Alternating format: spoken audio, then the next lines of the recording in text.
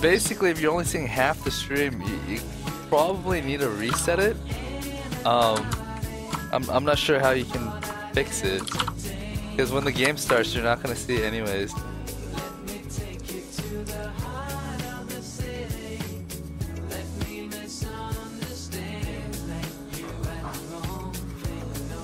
Works fine on the solo mid site and on the Twitch site.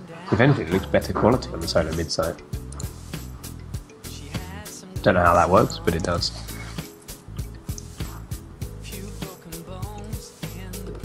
Never mind, we're in game. Alright, let's get this on the way. Yeah. TSM versus CLG. This is our lower bracket finals. So basically, the way I see it is CLG and TSM scrim each other a lot of times, and you know, from past experience, CLG does win quite a bit against TSM. So just going into this match, I do feel TSM is gonna have their work cut out for them. Since this is a tournament match and CLG hasn't really played TSM in a tournament match, maybe TSM may use some tricks they have up their sleeves and or play a lot more seriously. So let's see how that would affect their gameplay.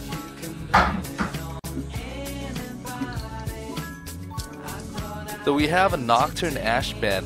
Throughout the entire tournament, all we really see Chaos play is Ashe or Graves, and Odd One basically wants to pick up Nocturne wherever he can. So those are really targeted bans specific to TSM. You know, being a scrim partner for so long, CLG does know the type of picks that TSM tends to lean towards, and those are definitely the type of champions TSM are very comfortable with. So anytime you ban some champions that one team is comfortable with, you take away that comfort zone, and it opens up for a lot more mistake on the other team.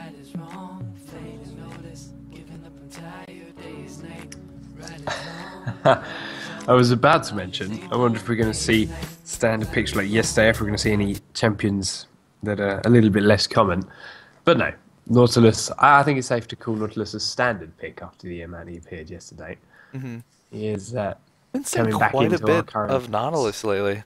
Yeah. Throughout the entire tournament, I think about 40 to 50% of the games had a Nautilus in it. Definitely the last 5 matches, I saw a Nautilus in every single game. This would make the 5th or 6th time in a row I've seen Nautilus picked in a tournament match. So it's gonna be interesting.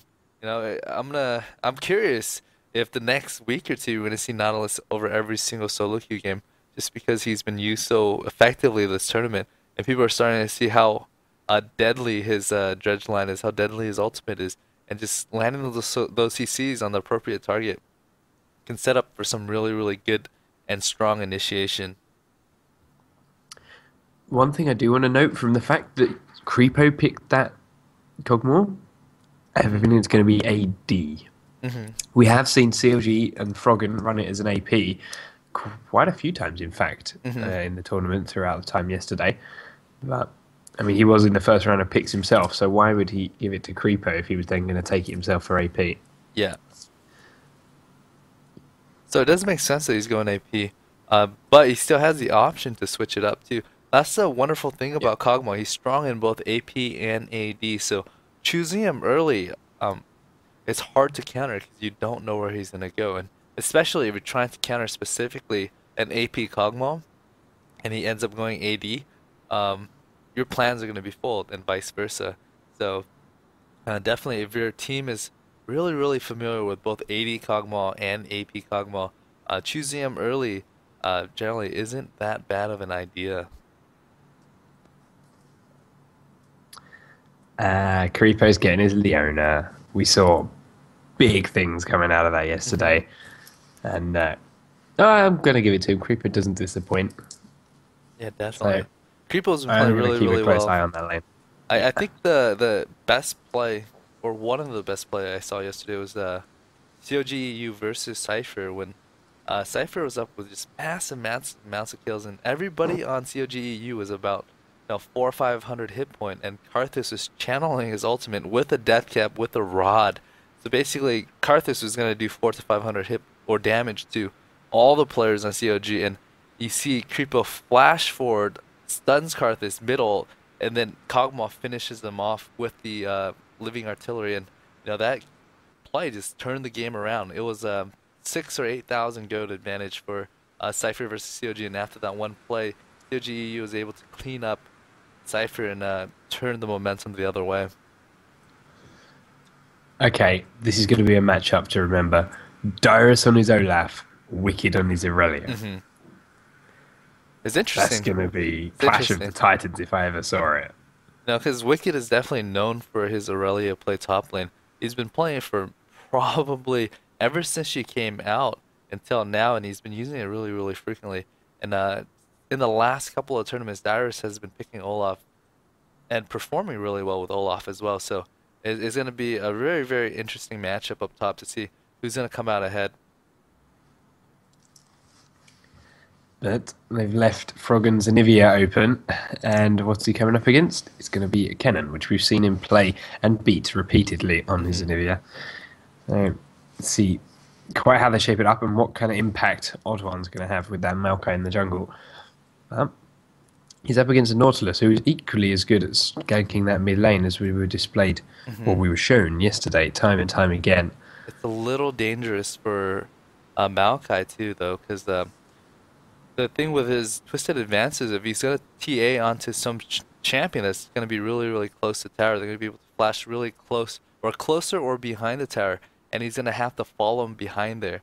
And the thing with Anivia is she does have a second life, so if Anivia is not gonna be able to get killed under tower, he's gonna do a useless dive and probably take a lot of damage. And if Anivia reses before Maokai is able to get out, she's gonna be able to stun him, probably pick up a kill. So one thing to look out for is this over aggressive gank from Maokai mid if he chooses to gank at all.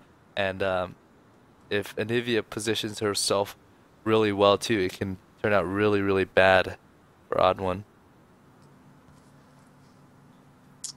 I really like this CLG team combo. hmm Again, it's all about protecting that Kog'Maw, and you've got the massive AoE slow and knock up coming out of Frogan. You've got the AoE slow wall and stun coming out of Froggen, which we've all seen him use so well time and time again. hmm The ridiculous kind of CC coming from Leona, jumping on single target the bruiser, which will be Dyrus that jumps onto Yellow P, as well as the AoE ultimate, which I've never seen Creeper misplace. That hmm ultimate always hits 3 or 4 people. Yeah. And then Wicked jumping into the backside of TSM onto Chaos and causing a nuisance of himself. But TSM's lineup's not to be sniffed at either. It's going to be hard for Wicked to get through there. He's got to get through Kennen, got to get hmm through Maokai. And well, everyone knows how hard it is to get close to something when there's a Janna about with the knock-ups, the knockbacks, hmm and then the shield and the slow. So let's Aurelia see is how these two fights actually, play out. in my opinion, Aurelia is a really good champion in this matchup because she does lose this to Kennen early if she lanes against him. However, Kennen's gonna start losing to her late game. So, and the thing is Aurelia's a good counter to Corki as well. And if Maokai is gonna CC Aurelia in a team fight, her passive is gonna allow her to get out of it really, really early, especially if she has a Merc present as the 5v5 team fight. Because keep in mind, the more players are around her, the more powerful her passive is. So the CCs that TSM has for Wicked isn't going to be as effective, and she's going to be able to chase down Corki and just zone him completely or kill him. And so, in terms of team comp, I'm definitely going to give the advantage to CLG.eu. They have a much better team comp in terms of fighting against TSM, but it's one of those games where the team comp is close enough. There's no definite advantage, so either team can still pull an advantage early and press that for uh, an advantage into late game and potentially a victory from it. But before the game starts, I'm just going to play a quick commercial break so I don't interrupt you during the game. It's going to take about 90 seconds. So it's going to give me a little bit of time to do some stuff too. So I'm going to be right back really quick.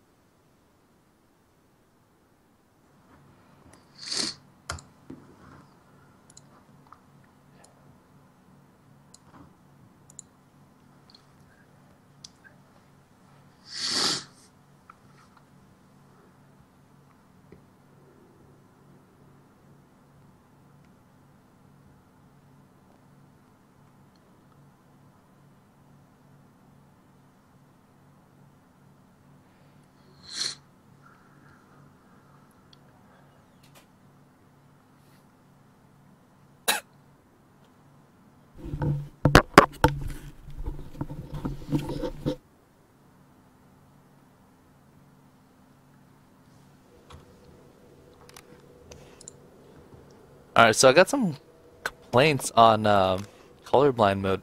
Should I leave it on colorblind mode or should I?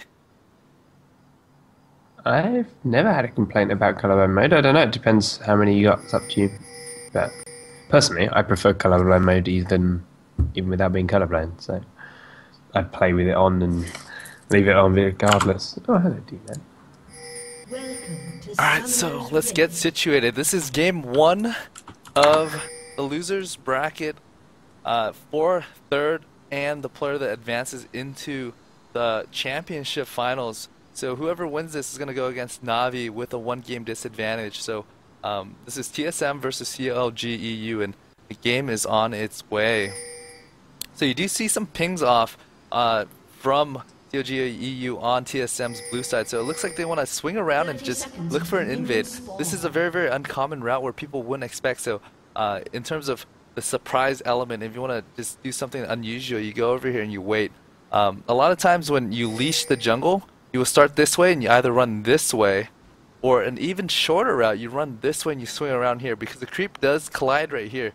And so some players, you know, they want the shortest route possible. You throw an axe, hit once, twice, you run up here, and you know that could be a potential kill for CLG.eu.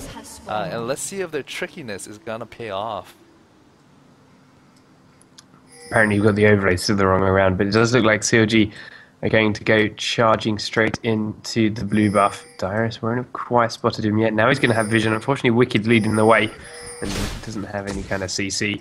They will drop a ward in the blue, and Cogmore was actually recalled and got bottom lane. So Yellow Pete's going to grab himself a little bit of the early CS without missing out while everyone else stays in the top lane. It's going to be 2v1, in fact 2v3 if he walked into this bush, because he can walk into Odd One and Chaos. Let's start chipping away down onto that tree while he tries to steal the blue. He will smite it. There's no chance he was going to lose out on that, but no, the trade steals was, then going on both sides. The trade was pretty even, right? They ran over the counter jungle. They stole Odd One's blue from their side, but also since Dyrus was able to catch them, Odd One was able to just swing around and, you know, counter that blue buff. Because when you see 4 players, they know that there's 3 versus 1 at blue, and you know, it's going to be an even trade. Wow, Froggen down to half health, but Reggie in the same, getting quite aggressive in this mid lane. They're only level 2. Well, Reggie's level 2, Froggen's not, and there's still abilities flying left, right, and centre. Health potions being dragged down. Let's see how things shape up. We'll see. Both junglers have a blue buff, it's not their own one. There's a ward in each end. In fact, CLG have warded their own blue as well. Got a good idea on that. And where is Frogger off to? He's level 2 and he's coming around the back side of Reggie, who is quite pushed. Oh, this could be very, very dangerous for Reggie. He's got to run straight through river. He's going to escape this. Comes down the river. The lightning rush runs out. Where's the dredge line? Flash over the wall. Very well played by Frogger. Just delaying it, keeping Reggie paranoid, waiting for that dredge line to come out. I think if I was Reggie, I would probably just run down all the way and swing around. I would lose a little bit more HP, but I'd have that flash still in case another gank comes on his way. But, you know, the trade-off is if you use flash, you can get back right away. You can start getting that EXP and level back up, but if you just choose to run the long way, it's gonna take a lot longer, so you're gonna miss out on a lot more creep. So that's the trade-off. I'm not definitely sure on which one's better, but he did flash, he was able to get back. So as long as Nautilus doesn't come and convert on Reggie within the next, you know, 360 seconds, that flash Nautilus, sorry, he's getting bad. There, caught by Dyrus at the red buff. Dyrus went around, ghosted it, true damage it, threw an axe to catch out the extra damage, and picked up that kill with one last auto attack. Nice timing by Dyrus. There was no wards in the place. He didn't physically see Nautilus standing there.